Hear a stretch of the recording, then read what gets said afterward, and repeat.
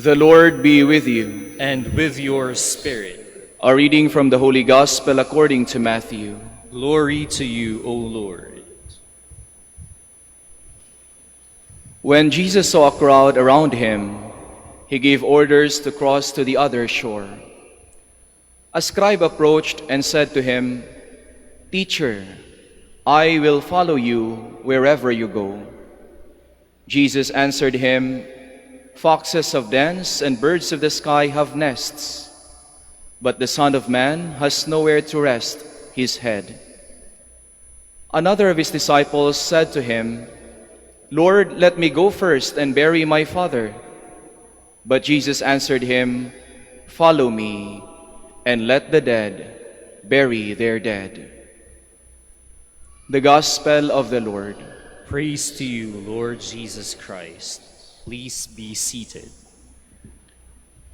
Magandang umaga po sa inyong lahat, and muli, welcome to the Minor Basilica of Our Lady of the Rosary of Manaoag.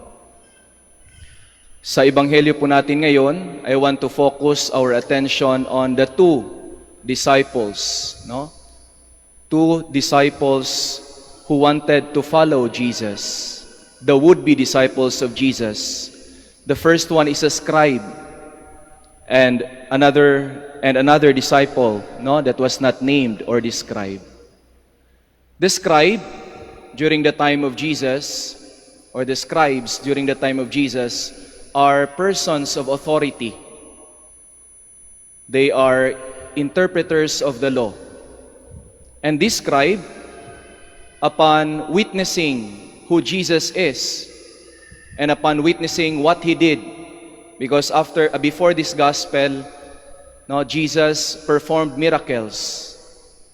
Before this episode, Jesus cleansed a leper, healed the mother-in-law of Peter, So most probably, when the scribe saw what Jesus did, when the scribe witnessed what Jesus performed, he must have been so happy, so joyful, so hopeful, that he said, "Teacher,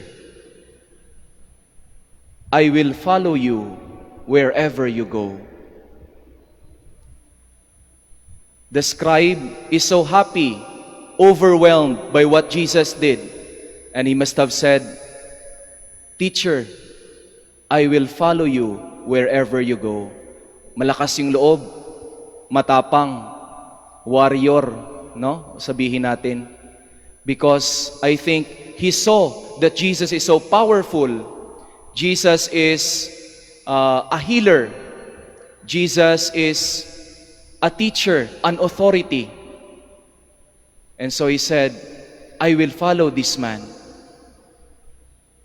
So on the other hand, this scribe is overwhelmed by joy, overwhelmed by elation.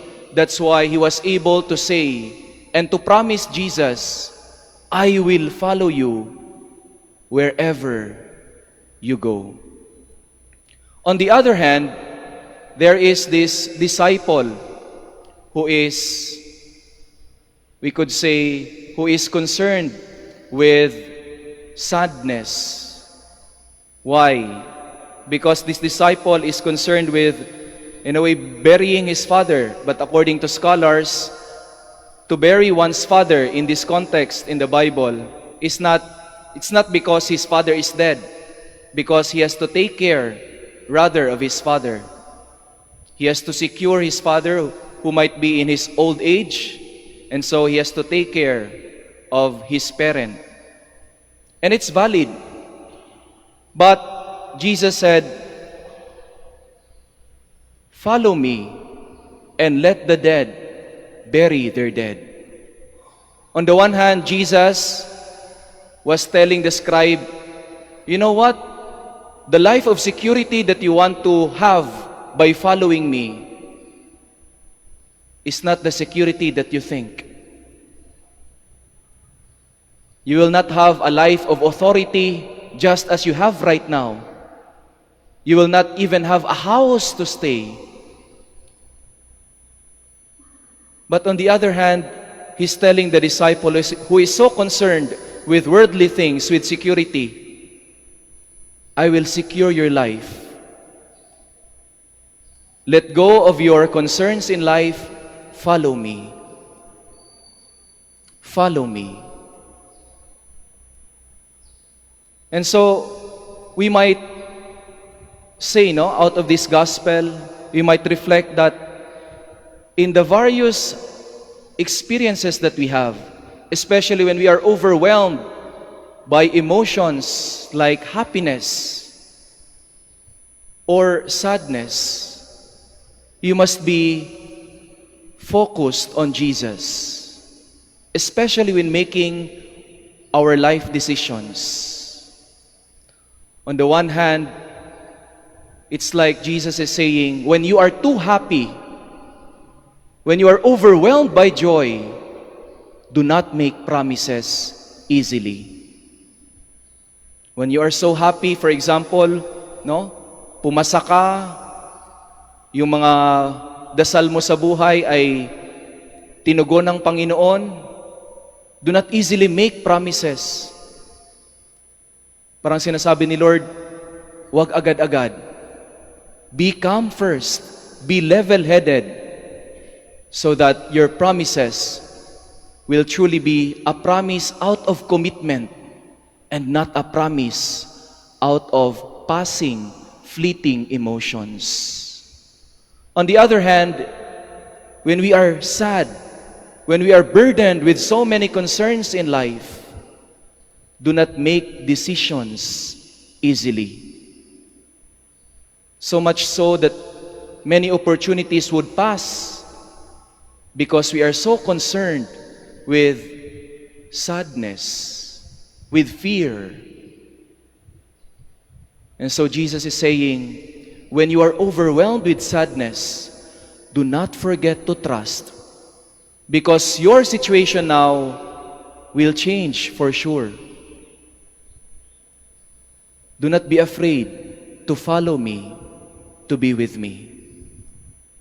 And so, my dear brothers and sisters, I know many of us, when we come to Manawag, we are praying for blessings, but we are also asking for petitions.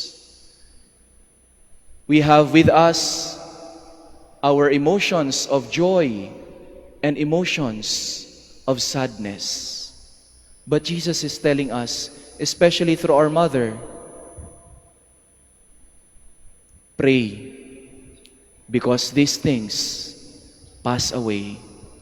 Our emotions of sadness, they will also go after some time. When you are sad right now, these things will also pass. But in everything that will happen to your life, trust in God.